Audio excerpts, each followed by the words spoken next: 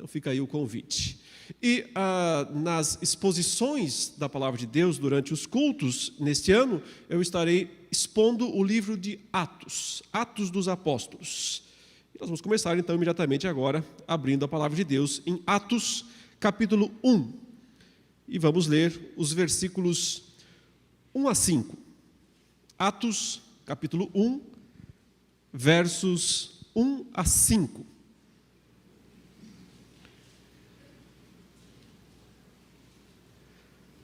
Escrevi o primeiro livro, ó Teófilo, relatando todas as coisas que Jesus começou a fazer e a ensinar, até o dia em que foi elevado às alturas, depois de haver dado mandamentos por meio do Espírito Santo aos apóstolos que tinha escolhido. Depois de ter padecido, Jesus se apresentou vivo a seus apóstolos, com muitas provas incontestáveis, aparecendo-lhes durante 40 dias e falando das coisas relacionadas com o reino de Deus. E comendo com eles, deu-lhes esta ordem: não se afastem de Jerusalém, mas esperem a promessa do Pai, a qual vocês ouviram de mim. Porque João, na verdade, batizou com água, mas vocês serão batizados com o Espírito Santo dentro de poucos dias. Meus irmãos, esse livro foi escrito por um discípulo dos apóstolos chamado Lucas. Eu já vou tentar dizer brevemente por que nós podemos ter a certeza disso. Ele narra o livro, mas dois homens aparecem bastante ao longo de todo o livro. Primeiramente Pedro, até uma certa altura do livro, e depois Paulo, porque eles são os dois principais apóstolos, aqueles que mais foram encarregados pelo Senhor de levar a mensagem do Evangelho para, primeiro, os judeus, essa foi a tarefa de Pedro, e depois os gentios, os estrangeiros, essa foi a tarefa de Paulo. Mas já imaginou se hoje Pedro e Paulo, e talvez Lucas também, o escriba deles, né? Eles eram os que faziam o trabalho, e Lucas era quem ficava escrevendo, registrando o que eles faziam. Já imaginou se Pedro, Paulo e Lucas hoje dessem uma volta por aí, no mundo, e dessem uma olhada em como está a igreja cristã? Aqui eu não estou falando dessa ou daquela denominação, mas estou dizendo em linhas gerais, genericamente, como está a igreja que se diz cristã no mundo? Se eles entrassem anonimamente nas igrejas por aí, o que eles veriam? O que eles enxergariam? Que tipo de igreja eles veriam? E como você sabe, evidentemente você sabe disso, eles veriam as mais variadas formas, maneiras, formatos, práticas possíveis, imagináveis e inimagináveis. Sim, porque quando você pensa que já viu tudo sobre igreja e sobre o que as pessoas são capazes de fazer, muitas vezes usando o próprio nome de Jesus, você então daqui a pouco percebe que não viu nada, porque sempre tem alguma coisa a mais que aparece por aí. Eles certamente veriam essas igrejas que se tornaram impérios financeiros, com bilhões de reais e de dólares em seus cofres, com obras faraônicas. E talvez eles pensassem assim: e a gente vivia nas catacumbas, pregando o Evangelho, fugindo de cidade em cidade, apanhando das autoridades, presos muitas vezes em cadeias terríveis, assombrosas. Tenho a impressão que eles achariam um pouco estranho o modo como normalmente as igrejas estão hoje em dia. Porque por um lado há isso, há um certo paradoxo quando a gente fala de igreja nos dias atuais, porque por um lado nós vemos tantas igrejas que não têm mais nenhuma semelhança, quase nada, com aquilo que está aqui nesse livro. Quase nada. Se tornaram apenas grandes, multibilionários negócios. Mas não tem mais nenhuma reminiscência daquilo que está aqui nesse livro.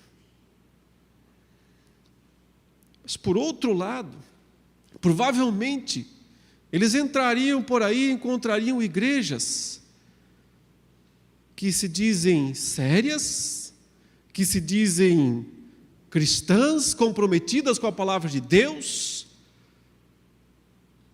mas veriam igrejas mortas, sem qualquer vida, mera tradição, apenas mantendo slogans, apenas mantendo tradições que já morreram há muito tempo e só não foram enterradas. Igrejas que não fazem qualquer diferença. Não em volta, nem nos próprios membros.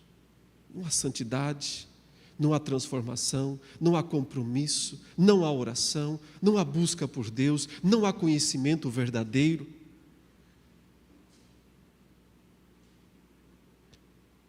Meus irmãos, graças a Deus nós temos este livro.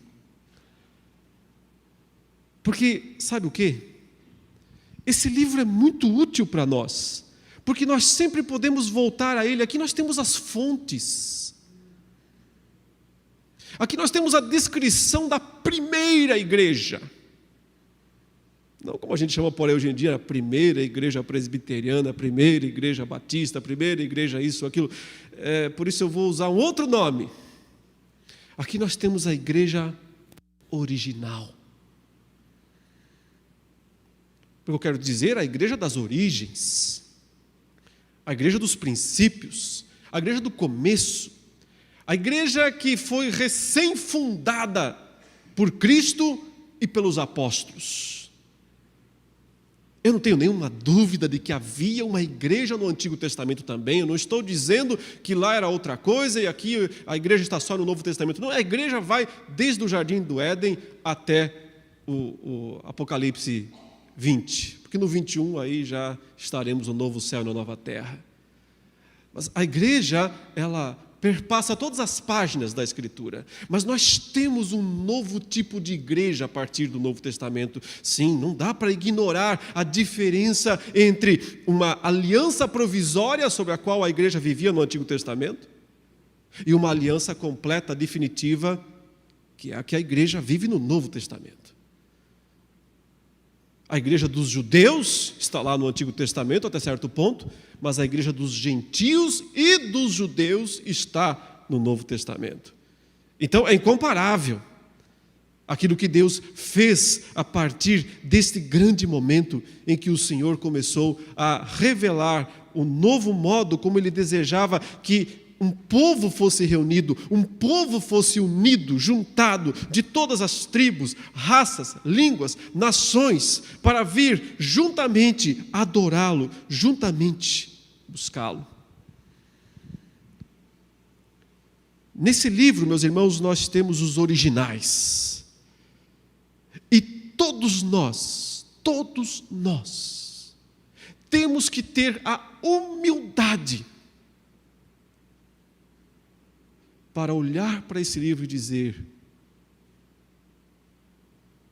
quão próximo, ou quão distante eu estou, ou nós estamos das origens.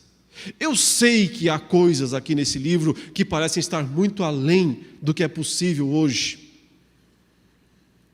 Cristo ainda estava lá por algum tempo, eles podiam vê-lo, podiam tocá-lo, como o próprio livro diz. Eu sei que há coisas aqui que parecem ultrapassar. E eu sei que talvez nessa era, que parece ser uma era de apostasia e de declínio e de decadência, talvez a gente não veja essas coisas todas. Mas nós nunca podemos perder de vista que esse é o padrão. Esse é o padrão de igreja. Qual é o tipo de igreja que Deus quer? É a igreja que está aqui nesse livro. Então nós nunca podemos nos esquecer de que este é o padrão. A igreja das origens, a igreja original. E por isso eu vou chamar essa série de exposições aqui do livro de Atos de Redescobrindo a Igreja Original. É possível redescobri-la, não apenas para saber como ela era, porque isso então será apenas um exercício histórico que talvez não traga grandes vantagens. É redescobrir para viver, é redescobrir para entender e para experimentar esse padrão. Nada menos do que isso deve satisfazer-nos. Nada menos do que isso deve satisfazer-nos.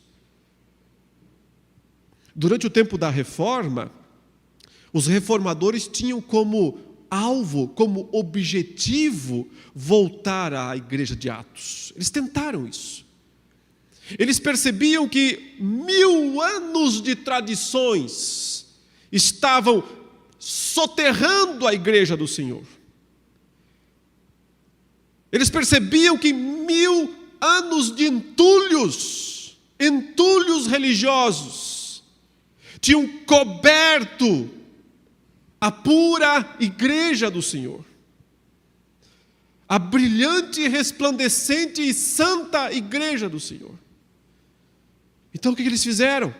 Ou o que eles tentaram fazer? Eles pegaram pás. Eles pegaram picaretas. E foram arrancar o entulho que estava em cima. Mas é tão difícil tirar entulho, já percebeu isso? Às vezes é mais fácil destruir tudo e fazer de novo em outro lugar, do que remover impurezas, do que remover séculos de tradições e entulhos humanos. 500 anos depois da Reforma, nós temos que dizer que o trabalho dos reformadores quase se perdeu. Muito pouco resta do que de fato eles fizeram. Eles não conseguiram tirar todos os entulhos. Eles não conseguiram, eles não eram homens perfeitos. Eles falharam em muitas coisas também. E não conseguiram remover todo o entulho que se colocou sobre a igreja. Mas depois deles vieram mais 5 séculos de entulhos em cima da igreja. E eu não sei se nós conseguiremos fazer isso. Seria pretensão demais nós dizermos: agora nós vamos mostrar o que é a igreja pura, perfeita, ignorando pura e simplesmente todo o desafio que é isso. Mas o que eu disse e repito agora é que nós não podemos nos contentar em não tentar. Nós não podemos nos contentar, pelo menos nós temos que tentar voltar à igreja das origens, voltar à igreja original. Hoje eu terei que dar alguns dados históricos aqui, só nessa primeira mensagem, por isso eu peço um pouquinho da sua paciência. Você percebe que o autor do livro está dizendo que ele já escreveu outro livro. Escrevi o primeiro livro, ó Teófilo, falando sobre as coisas que Jesus começou a fazer e ensinar. Então, ele está falando de que livro? Está falando de um outro livro. Nós sabemos, é o Evangelho de Lucas. Porque se você ler o começo do Evangelho de Lucas, você vê a mesma saudação a esse homem chamado Teófilo. Lucas escreveu, portanto, um evangelho, que é uma biografia, uma narrativa da vida de Jesus. Terminou essa narrativa. Ele fez uma pesquisa muito acurada, ele diz, dessa narrativa. Mas então, ele quis escrever a segunda parte. Até a vida de Jesus, ele empatou com Marcos, com Lucas e com João. Ele empatou porque todos eles também escreveram biografias, escreveram a vida de Jesus até certa altura. Mas Lucas é o mais completo dos 4 evangelhos, e nós acreditamos, que ele escreveu depois de Marcos e de Lucas, de Mateus. De João, provavelmente não. João deve ter sido o 4º mesmo. Conhecendo, portanto, os outros 2, ele utilizou em muitas coisas que os outros 2 tinham escrito, mas complementou muitas coisas, porque ele fez uma pesquisa, além da inspiração, é claro. Ele fez uma pesquisa acurada. Mas então, e aí ele ficou sozinho nessa empreitada, ele resolveu escrever dali para frente. Depois que Jesus morreu, ressuscitou e subiu aos céus, o que aconteceu com a igreja? Por isso, o tema do livro de Atos é a igreja que o Espírito Santo formou e utilizou para espalhar a mensagem do Evangelho, a mensagem da salvação em todo o mundo. Porque nós podemos dizer com boa dose de certeza que foi, porque veja que tanto o Evangelho quanto o livro de Atos são anônimos. Não tem lá Lucas, discípulo de Paulo, discípulo de Jesus, aos irmãos, tal. Não, ele fala, escrevi o primeiro livro ao Teófilo, mas ele não diz quem é que escreveu. São livros anônimos nesse sentido, mas algumas fontes históricas nos ajudam a entender que foi mesmo Lucas. O mais antigo manuscrito grego que existe do Evangelho de Lucas, que é datado por volta do ano 170, ele é conhecido como Papiro 75, é um fragmento apenas. Ele começa com o cabeçalho Evangelho segundo Lucas.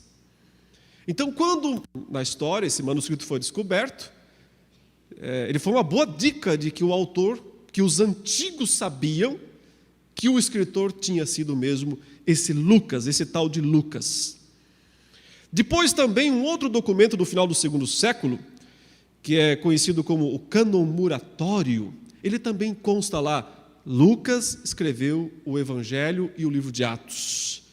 Um outro documento também do 2º século, que foi escrito contra um herege chamado Marcião, ele também diz que o autor desse Evangelho e também do livro de Atos foi esse homem chamado Lucas. E, finalmente, um dos mais reconhecidos dos pais da igreja, também do 2º século, chamado Irineu, ele diz, com todas as letras, ele foi um discípulo de discípulos dos apóstolos, e ele diz com todas as letras que quem escreveu Lucas e também Atos foi um médico da Síria, essa mesma Síria que hoje está destruída, lá devastada por causa da guerra civil, né? E da guerra que existe lá com o terrorismo e outros países envolvidos, de uma cidade chamada Antioquia, que não existe mais, a cidade foi destruída, mas era na época a maior cidade da Síria, em homenagem a Antíoco, um dos reis gregos anteriores, ou sírios mesmo. Então, ao que tudo indica, ele era um médico da cidade de Antioquia, que se converteu quando a igreja saiu de Jerusalém e alcançou, porque a primeira cidade fora de Jerusalém, a primeira grande cidade fora de Jerusalém a ser alcançada pelo Evangelho foi Antioquia, na Síria. E lá um grupo começou a se reunir e provavelmente Lucas estava entre eles. Ele é mencionado por Paulo em Colossenses 4, verso 4, ele chama de médico amado. Lucas, o médico amado. E também ele é mencionado por Paulo mais 2 vezes, em 2 Timóteo 4:11 e também em Filemão, versículo 24. Então, essa é a certeza que nós temos de que quem escreveu mesmo foi esse discípulo dos apóstolos, discípulo de Paulo e companheiro. No primeiro momento ele foi discípulo, mas depois se tornou importante, amadureceu. Paulo trouxe como companheiro, como cooperador. Os pais da igreja entendiam que a autoridade final do livro de Atos, portanto, não era de Lucas, mas de Paulo, o apóstolo Paulo. E que a autoridade final do Evangelho de Lucas também seria do apóstolo Paulo. Esse foi o motivo pelo qual esse livro foi aceito no cânon. Porque se você, é só um detalhe histórico, né? Para que os livros fossem considerados canônicos, os 27 livros do Novo Testamento, uma das exigências era relação com algum apóstolo. Ele tinha que ter uma relação direta com alguns dos apóstolos, porque tinha centenas de outros livros escritos por cristãos. Mas por que esses aqui, esses 27, foram considerados canônicos ou inspirados?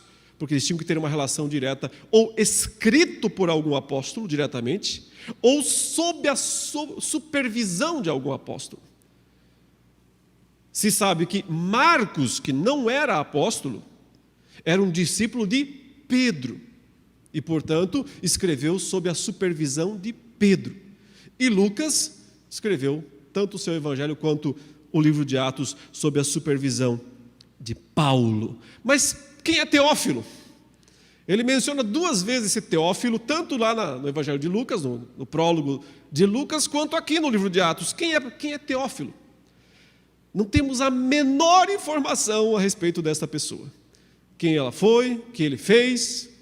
Podemos apenas deduzir algumas coisas. Alguns até acham que ele nem existia, que ele era só uma espécie de um pseudônimo que Lucas criou, porque Theo, Deus, Philos, amigo, então Teófilo significa amigo de Deus.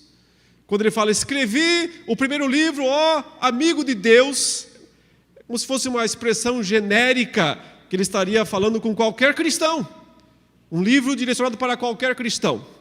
É possível que tenha sido dessa maneira? Eu acho difícil, porque ele não precisaria usar um pseudônimo, nesse caso, para tentar explicar. É mais provável que ele fosse um cidadão romano, de ascendência grega, que vivia talvez na própria região da Antioquia, e provavelmente um governador de alguma região. Na época, como você sabe, Roma dominava toda aquela região, aliás, quase todo o mundo. E colocava seus cônsules e procônsules para administrarem regiões. Por exemplo, quando Jesus foi morto, quem que era o governador? Todo mundo sabe. É o governador mais famoso de todos os tempos da história, né? Pôncio Pilatos. Era o governador da Judéia. Por que a gente pode acreditar com uma boa certeza que Teófilo era um governador? Por causa que lá no Evangelho, Lucas usa um título para ele. Ele diz, excelentíssimo Teófilo.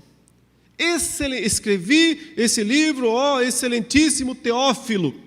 Então, essa palavra excelentíssimo, que é o termo grego kratiste, vem de krato, é um termo técnico para governador, excelência, mais ou menos como se diria hoje em dia, né? Um termo técnico para governador, para alguém que tem um posto muito alto de autoridade na sociedade. E no mesmo Evangelho de Lucas, ou melhor, no mesmo texto aqui de Atos, por 2 vezes Lucas usa esse termo para designar outros 2 governadores. Ele usa lá em Atos 23, 26, para falar de Félix, ó excelentíssimo Félix, que ele era governador da Cesareia. E usa também em Atos 26, 25, para outro governador, Festo, diante de quem Paulo faz uma defesa, inclusive, né, e chama ele de kratiste, ou de excelentíssimo. Então, o provável aqui é que ele fosse um governador que tinha se convertido ao Evangelho. Porque o Evangelho alcançava todas as classes da sociedade. Dos mais humildes, é verdade que a maioria dos convertidos eram das classes mais humildes, mas também alcançava as classes mais elevadas. Ainda no final do 1º século, parentes do imperador romano já eram cristãos. Parentes de Domiciano, o imperador romano, para ver o quanto o evangelho se disseminava naqueles dias de perseguição. de morte, de sofrimento terrível pela fé. Mas como eu até enfatizei aqui pela manhã, espantava os romanos o modo como os crentes verdadeiros suportavam as perseguições, suportavam o sofrimento, dando a boa razão da sua esperança para eles. Isso era um testemunho impactante, imenso. São vários os relatos antigos de pessoas, de torturadores, que se converteram vendo a reação dos torturados, porque era incompreensível para eles. Eles sabiam o quanto doía aquela tortura, eles sabiam o quanto era sofrido aquilo. E aquelas pessoas, em vez de reclamarem, xingarem, amaldiçoarem, abençoavam, glorificavam a Deus.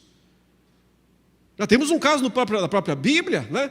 O carcereiro de Filipos, aqui mesmo em Atos. Por que é que se converteu o carcereiro de Filipos?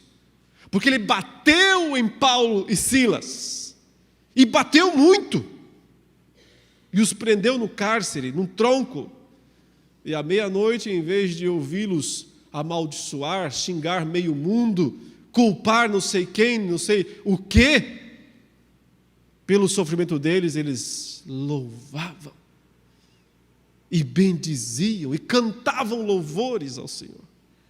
Isso deixava os romanos malucos. Eles não conseguiam entender o que era aquilo de fato. E o livro de Atos, em grande medida, ele nos traz essa fé pura, essa fé viva, de pessoas que de fato entenderam a mensagem do Evangelho, entenderam a mensagem da salvação e se dispuseram a viver e a morrer por isso. E por causa disso, tiveram tanto efeito no seu mundo, nos seus dias. A igreja original está aqui. Nós temos que redescobri-la, para que possamos tirar esses séculos de entulhos que as tradições, que os homens visionários, mas cheios de visões carnais, impuseram sobre a igreja do Senhor.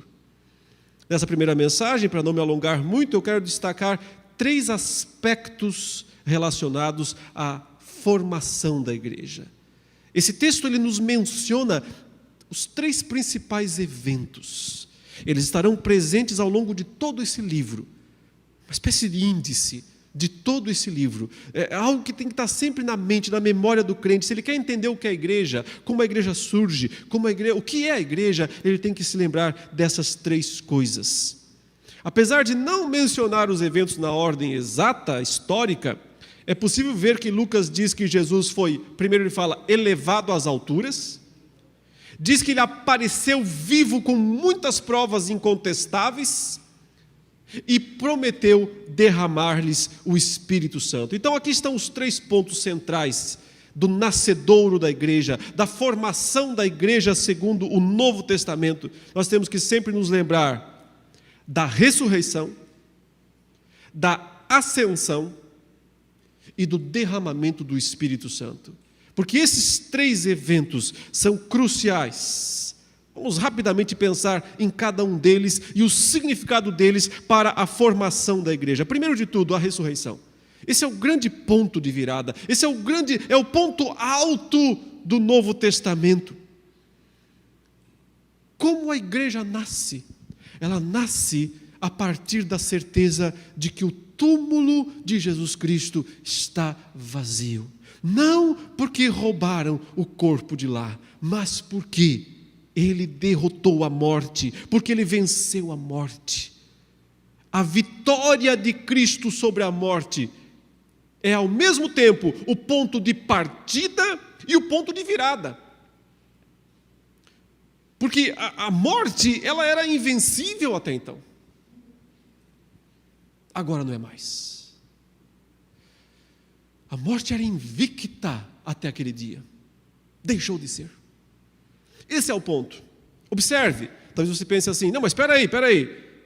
Jesus não foi o primeiro homem a ressuscitar. Outros já ressuscitaram antes, Elias, Eliseu não ressuscitaram pessoas. Lázaro não é um discípulo que foi ressuscitado antes de Jesus? Então a morte já tinha perdido antes. Eu digo, não tinha. Não tinha. Porque aquelas pessoas que ressuscitaram antes de Cristo morreram de novo. Elas foram ressuscitadas. Não se deve negar o poder do milagre da ressurreição de Lázaro ou dos santos do Antigo Testamento que ressuscitaram, mas o ponto é que aquilo foi um adiar da morte e não uma derrota da morte, porque elas voltaram a morrer mais cedo ou mais tarde. Mas o que aconteceu no domingo de Páscoa, o que aconteceu no primeiro dia da semana, não foi um adiar da morte, foi uma derrota da morte. Definitiva. Porque aquele que ressuscitou nunca mais volta aos domínios da morte. A igreja tem que tomar consciência disso. Algo incrível aconteceu, algo tremendo, uma mudança hercúlea nesse mundo. O império da morte caiu.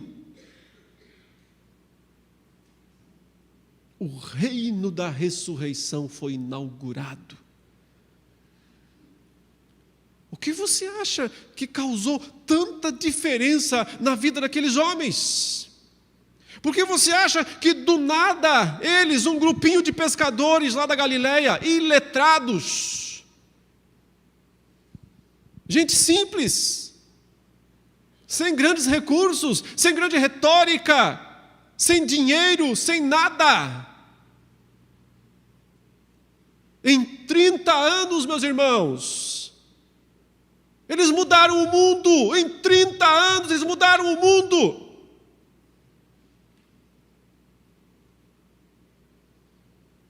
Às vezes nós precisamos de 30 anos para plantar uma congregação.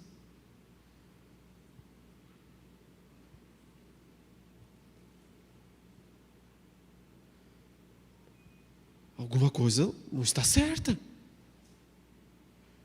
Alguma coisa não está certa nisso. Vai comemorar a igreja 100 anos de aniversário, 30 membros. Não dá nenhum por ano. Ah, mas nós temos a doutrina correta? É por isso que nós não crescemos? Não crescem porque não oram. Não crescem porque não pregam. Não crescem porque não vivem. Não venha com essa história de somos corretos, por isso não crescemos. Porque certeza doutrinária nunca foi empecilho para o crescimento. Ao contrário. A igreja de Atos era rigidamente ortodoxa. Extremamente ortodoxa, e crescia dessa maneira.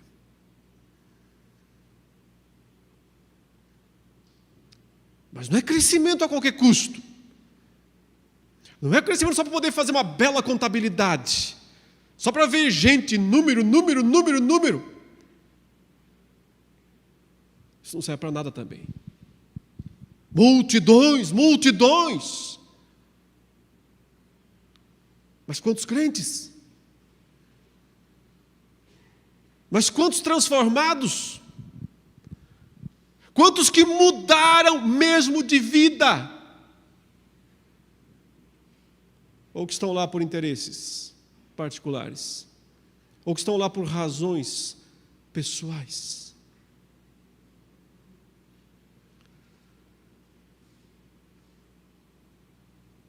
Sabe, meus irmãos, não é uma questão, porque até seria um absurdo pensar em diminuir aqui o valor da cruz do Senhor, porque eu estou mencionando a importância da ressurreição para a igreja. E talvez você esteja pensando, mas e cadê a cruz? Mas cadê a morte? Cadê o sacrifício? É claro que nós não podemos diminuir isso, a importância. Se Cristo não tivesse morrido pelos nossos pecados, Não haveria salvação para nós.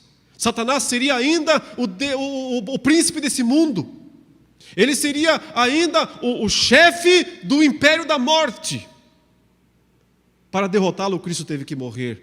Não há como minimizar a importância da cruz. Mas a igreja, de certo modo, nasce na ressurreição.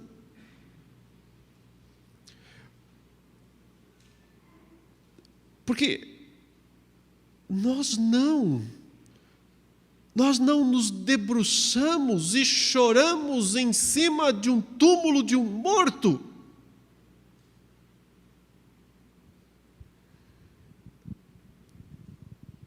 Mas nós jubilamos, porque Ele está vivo e reina. Então, a nota musical do surgimento da igreja não é uma marcha fúnebre, é um cântico de vitória, é um cântico de triunfo. A ressurreição de Cristo significa para a igreja triunfo, vitória, júbilo, alegria indizível e cheia de glória.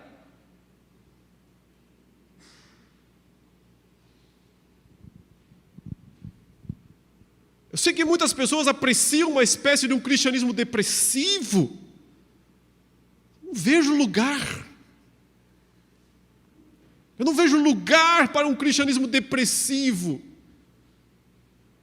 recluso, retirado. Porque a igreja nasce vibrante diante de um túmulo vazio, com a certeza jubilante de que Ele vive e a morte perdeu e não tem mais como retomar a sua vitória. É uma nota de regozijo, é uma nota de esperança. Uma alegria indizível tomou conta daqueles primeiros discípulos por saberem que Ele estava vivo. Uma certeza absoluta. Veja o que o texto diz: Ele se apresentou vivo, com muitas provas incontestáveis. Provas definitivas, provas absolutas, é isso que o texto quer dizer. Aqueles discípulos não tinham uma certeza fraca a respeito da ressurreição. Eles não tinham uma mera crença na ressurreição. Para eles era fato histórico. O texto diz: apareceu, comeu com eles. Por 40 dias, não foi uma aparição assim, como um fantasma que aparece. Apareceu, comeu, falou, se comunicou. Eles tinham certeza absoluta, e porque tinham essa certeza, eles foram encarar as feras, foram encarar os inimigos. Quando Paulo está argumentando em 1 Coríntios 15 sobre a ressurreição de Cristo, porque tem gente falando lá que morto não ressuscita, aí Paulo diz: então Jesus não ressuscitou? Então a nossa fé é vã. Mas chega uma hora que ele fala assim: vocês acham que eu sou bobo? Vocês acham que eu sou louco? Lelé da cuca? É isso que vocês acham que eu sou? Vocês acham que eu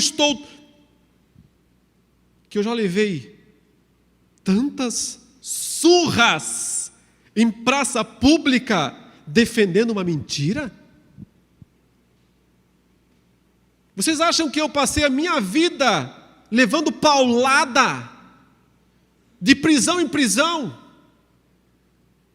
defendendo algo que eu não vi, que eu não tenho certeza, que eu imagino que seja verdade?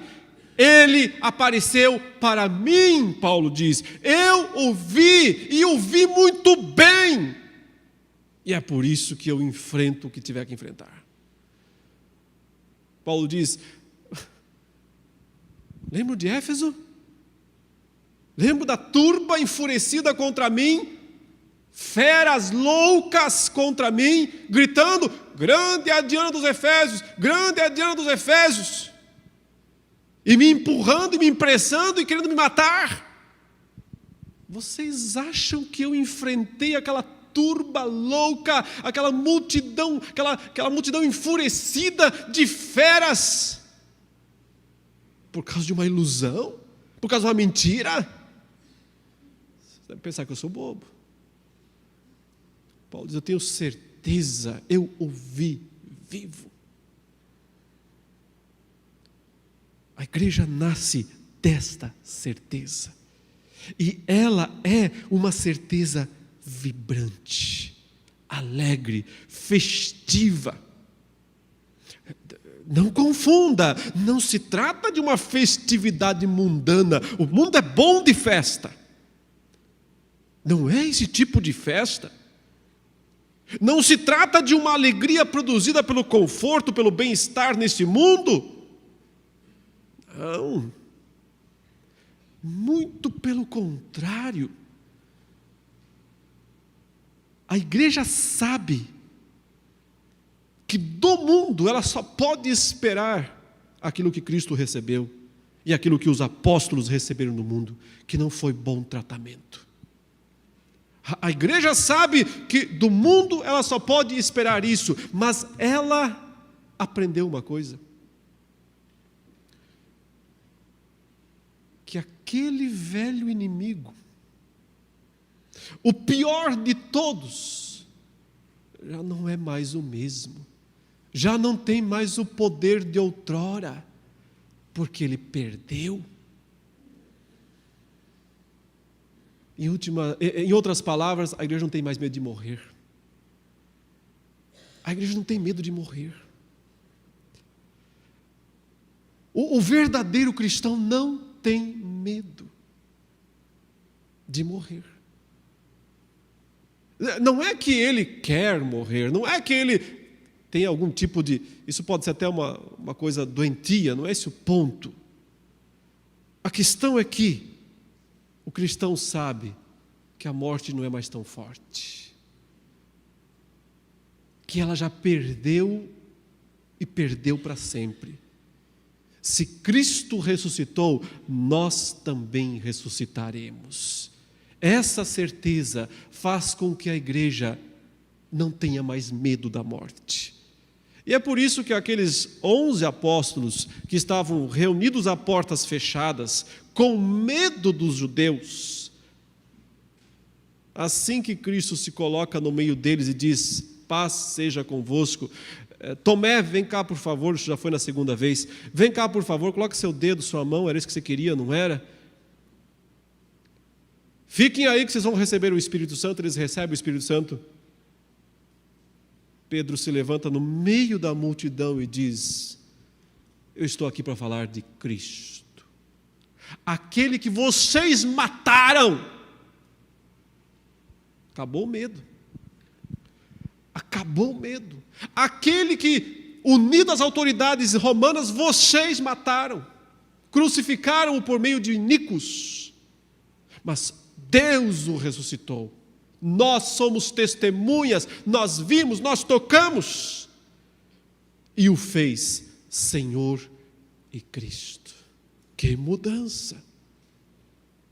De um acuado, amedrontado, escondido discípulo, para alguém que vai lá na frente. Ele não tem mais medo de morrer. Perdeu o medo da morte. A ressurreição nos faz perder o medo da morte. Nos faz ter certeza de que Cristo vive, então nós também viveremos. Mas Lucas diz que ele ressuscitou e subiu aos céus. Isso parece um pouco contrassenso. Parece uma nota triste nessa história, não é? Afinal, por que ele foi embora? Por que ele se distanciou? Por que se separou dos seus amados? Já imaginou se a ascensão não tivesse acontecido, se Jesus não tivesse subido aos céus? Talvez Cristo ainda estivesse aqui, pudesse ser visto, talvez pudesse ser visitado. Afinal, por que é que ele foi embora?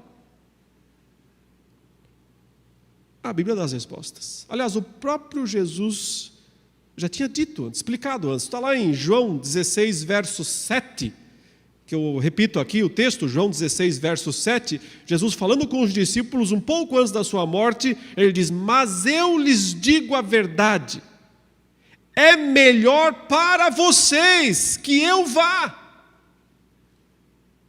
Ele está dizendo, não, o melhor não é que eu fique aqui nesse mundo, é melhor para vocês que eu vá. Por quê? Porque se eu não for, o Consolador não virá para vocês, que é o Espírito Santo.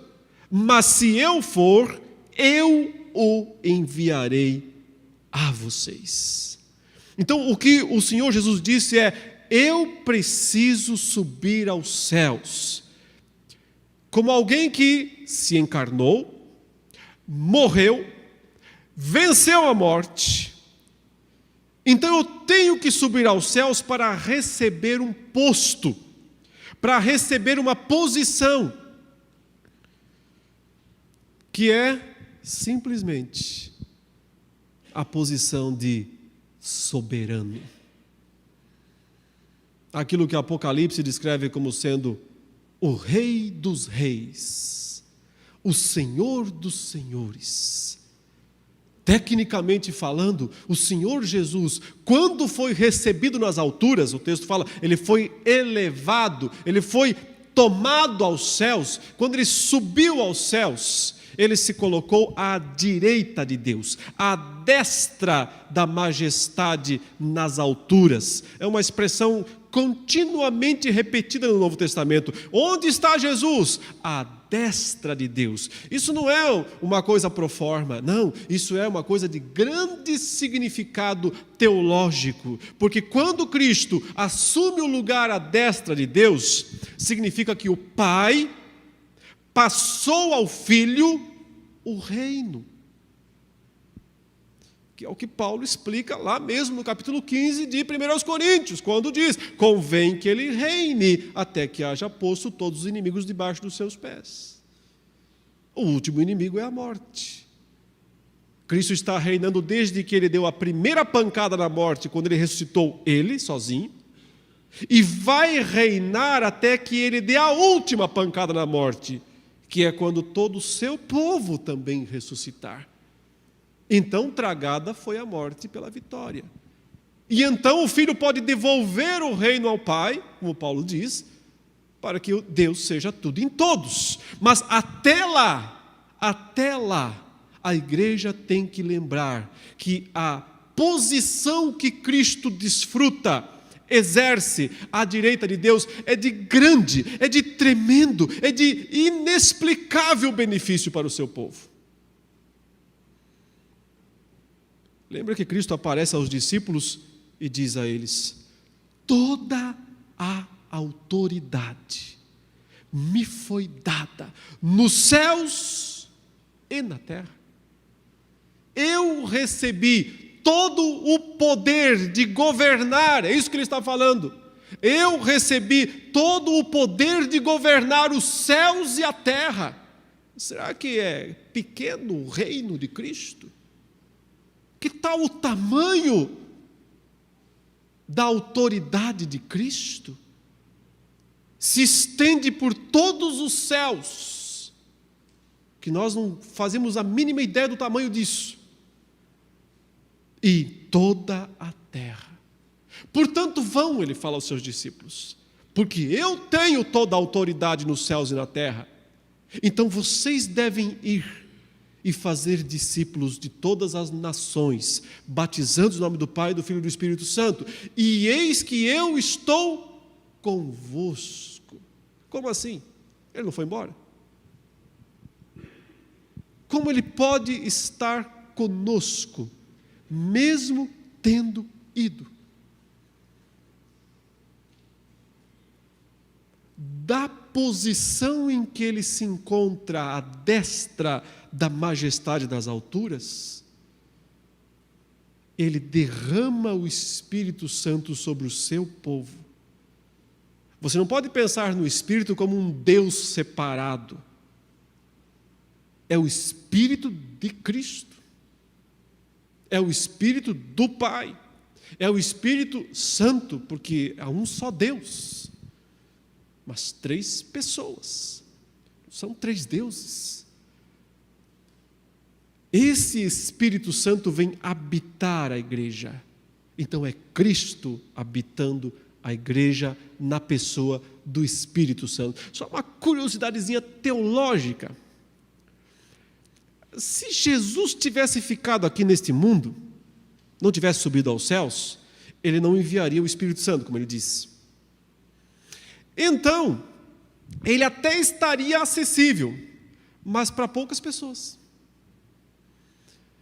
Poucas pessoas o veriam, porque ele estaria num lugar apenas. A teologia reformada, ortodoxa, tem sempre afirmado que Jesus, em seu corpo, ele não é onipresente. O corpo físico de Jesus não é onipresente, não está presente em todos os lugares. Então seria um corpo divino, deixaria de ser humano. Ele tem que ser homem ainda. Então ele não pode estar presente em todos os lugares ao mesmo tempo, quanto ao seu corpo. Até para quem conhece os catecismos, né, há um bem bonito que é o de Heidelberg, que tem uma pergunta interessante: onde está Jesus agora que ele ressuscitou? Ele diz: está lá no céu. Quanto ao seu corpo humano, ele não pode estar na terra. Mas então como ele está na terra? Ele diz: através do Espírito Santo, enviando o seu Espírito a todos os lugares. Todos nós cristãos, de qualquer época, de qualquer tempo, de qualquer lugar, temos a mesma perfeita realidade da presença de Cristo. Cada cristão tem, em qualquer lugar da terra, em qualquer época, a mesma plena realidade da presença de Jesus. Por isso ele disse: é melhor que eu vá, é melhor para vocês que eu vá, porque então eu lhes darei esse presente extraordinário. À destra de Deus, Cristo tem debaixo dos seus pés os seus inimigos. Ele pisa a cabeça dos seus inimigos. É uma outra descrição frequente no Novo Testamento. Pisa a cabeça dos inimigos. Satanás, seus demônios, todo o império das trevas tem que sentir o poder de um pé que tem poder de esmagar. Esse é o pé do Rei dos Reis. Então, a ascensão, olha que coisa interessante, o que eu estou querendo dizer é o seguinte: a ressurreição nos fala da alegria, da certeza, do júbilo, do triunfo. E a igreja nasce nesse contexto de alegria, de certeza, de júbilo, de triunfo. Mas a ascensão nos leva a um outro patamar, nos fala de segurança, nos fala de cuidado, de alguém que vela por nós, de alguém que nos vê, cuida de nós individualmente, conhece nossas lutas, conhece nosso sofrimento, anda ao nosso lado, está conosco, plenamente presente conosco, na pessoa do Espírito Santo. A ascensão mostra que que a igreja está segura nas mãos do pastor, do bom pastor, que já disse: se está na minha mão, ninguém tira. Quem tem poder para tirar uma ovelha da minha mão, Jesus disse? Ninguém. A ascensão nos mostra o poder de Deus protegendo a igreja. Mas finalmente, e finalizando, e aí eu não vou falar muito aqui, porque eu terei muito a falar sobre isso ao longo desse livro inteiro, o Espírito Santo. O derramamento do Espírito Santo. Como nós vimos, Jesus disse que era melhor que ele fosse, porque então ele ia derramar o Espírito Santo sobre o seu povo. Não há nada mais grandioso, não há nada maior que Deus poderia ter reservado para nós do que o próprio Espírito Santo. Que presente maior Ele poderia nos dar? Já imaginou? Pense numa coisa preciosa que Deus pudesse nos dar. O que seria a coisa mais preciosa que Deus poderia nos dar. Pois Ele não quis nos dar algo, Ele quis nos dar Ele mesmo. Ele não quis nos dar algo dele, Ele quis nos dar Ele mesmo. A presença bendita e santa do Espírito Santo em nós. Um dom precioso que Paulo chama em Efésios 1, 13 e 14 de selo e penhor da nossa salvação. Deus quis nos dar uma garantia. Eu quero dar uma garantia para vocês de que vocês vão ser salvos. Deus, o que vai ser? Uma coisa que o Senhor vai escrever para nós? O que vai ser, afinal de contas? Vai ser o meu Espírito. Não é um objeto, não é um instrumento, é uma pessoa, uma personalidade. É uma personalidade de Deus. Uma das três. Habitando em nós. E o que ela significa em nós? Ela significa aquele termo que Jesus usou tantas vezes, consolador. Consolador quer dizer, meus irmãos, que não importa quantas lágrimas esse mundo pode arrancar de nós, Ele pode enxugá-las. Ele sempre estará lá para nos confortar. Aliás, o termo confortar é até melhor do que consolar. Eu diria, é mais exato. Confortar dá a ideia de trazer conforto na hora da angústia, mas acrescenta um detalhe a mais: força. Confortar. Vem de força, fortalecer, fortificar. O Espírito Santo é poder. É puro poder de Deus à disposição do seu povo. É a próxima passagem aqui. Mas recebereis poder ao descer sobre vocês o Espírito Santo. Deus quis nos dar o maior poder disponível. Deu isso àquela igreja, e por isso eu volto, insisto e repito, em 30 anos, eles mudaram o mundo.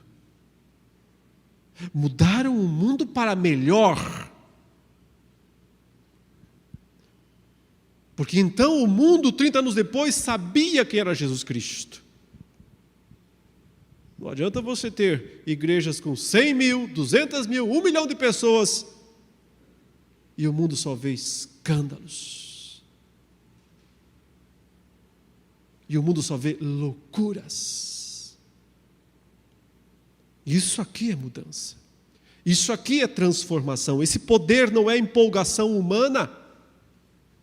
Não é eloquência pessoal, não é triunfalismo de jargões vazios, frases de efeito. Isso aqui é um poder que santifica. É um poder que transforma vidas, mentes, corações, atos. É um poder que transforma. E, consequentemente, causa impacto, testemunho lá no mundo. Tem entulho demais em cima da igreja de Atos. Ainda tem muita coisa para ser removida. Por um lado, já disse, séculos de tradições. Mas hoje, todas essas ilusões, desses modismos evangélicos, lançaram uma sobrecarga de entulhos sobre a igreja do Senhor. Por isso, a igreja tem que voltar às origens. A igreja de Atos, voltar ao poder do Espírito Santo, voltar à simplicidade da mensagem da cruz, da ressurreição e da ascensão de Jesus, voltar à esperança do retorno de Cristo, à esperança da segunda vinda de Jesus, as coisas simples desse texto. Mais uma vez, graças a Deus por esse texto, porque nós podemos voltar a Ele e assim reformar, continuar reformando a igreja do Senhor.